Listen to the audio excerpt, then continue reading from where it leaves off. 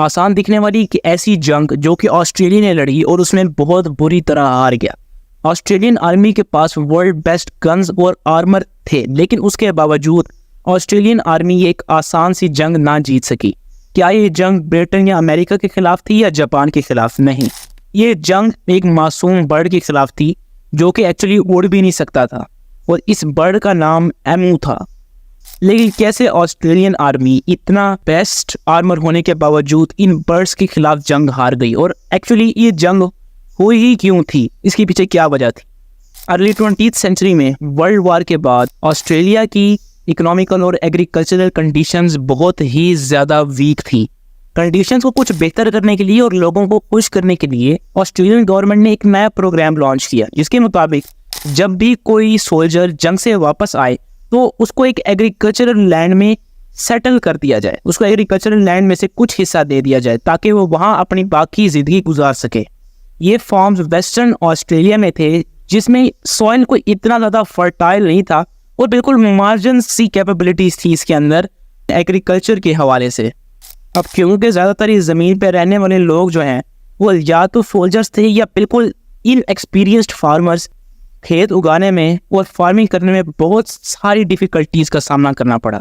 Late 1920s में तो situation और भी ज़्यादा ख़राब हो गई जब वीट की प्राइसेस बहुत ऊपर चली गई।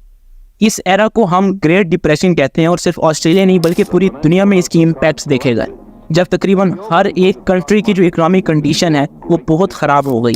सिचुएशन पहले ही बहुत ख़राब थी कि अचानक से बर्ड्स, जिनको हम एमूज कहते हैं, जो कि बिल्कुल ऑस्ट्रिच की तरह ही दिखते हैं और ये उड़ नहीं सकते, इन्होंने इन्वेजन शुरू कर दी ऑस्ट्रेलियन लैंड के ऊपर।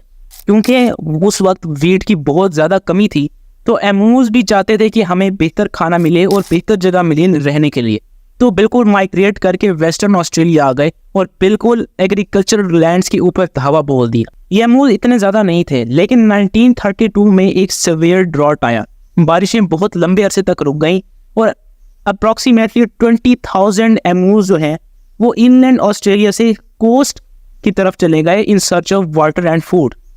जब ये 20,000 एमूज वेस्टर्न ऑस्ट्रेलिया गए तो वहाँ इनको इतना ज़्यादा वेट मिला कि एक्चुअली इन्होंने वहाँ वही अपना नया घर बना लिया, और उनका तो फ़ायदा हो गया लेकिन फार्मर्स का बहुत बड़ा नुकसान हो गया।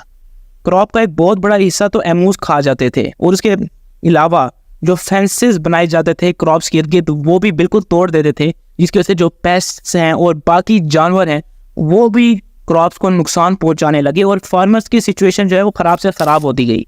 फार्मर्स ने गवर्नमेंट से हेल्प का मुतालबा किया और गवर्नमेंट ने रिस्पॉन्ड किया कि जो ऑस्ट्रेलियन आर्टिलरी थी उसमें से हर एक सोल्जर को 2 मशीन गन्स दी और ऑलमोस्ट 10,000 बुलेट्स दी कि जाओ और इन सारे एमूज का खात्मा कर दो।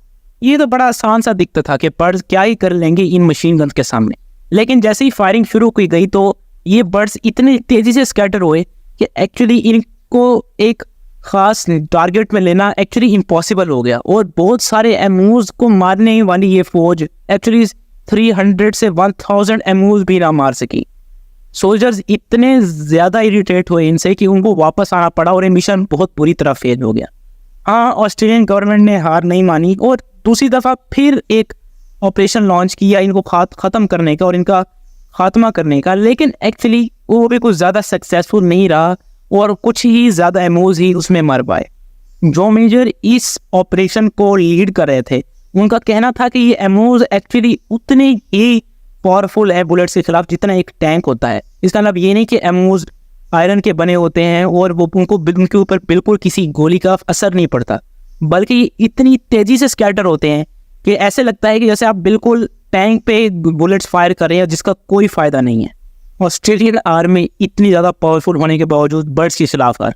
लेकिन अगला स्टेप क्या था? गवर्नमेंट ने ये अनाउंस कर दिया कि हर एक एमू जो कि कोई भी इंसान मारेगा उसके बदले में उसको एक ख़ास मनी दिया जाएगा, एक ख़ास रकम दी जाएगी जो कि वो यूज़ कर सकता है। लोग इस पर बहुत खुश हुए और बिल्कुल ये सिस्टम ज़्यादा इफेक्टिव साबित हुआ और कुछ ही सालों के अंदर एमू की पॉपुलेशन बहुत ही ज़्यादा कम हो गई, जिसकी वजह से जो वीट के क्रॉप्स हैं उनमें एक राइज देखने को मिला और आखिर में ये बाउंटी सिस्टम सक्सेसफुल हो गया। तो दोस्तों, आपके क्या थॉट्स हैं इस इवेंट के बारे में? ये वाकई एक बहुत इंटरेस्टिंग इवेंट है और हम सिर्फ सोच ही सकते हैं कि बर्ड्स ने एक प्रॉपर ह्यूमन आर्मी को शिकस्त दे दी। दोस्तों अपने थॉट्स का इजहार कमेंट्स में ज़रूर कीजिएगा। अगली वीडियो में मिलेंगे, तब तक के लिए टेक केयर।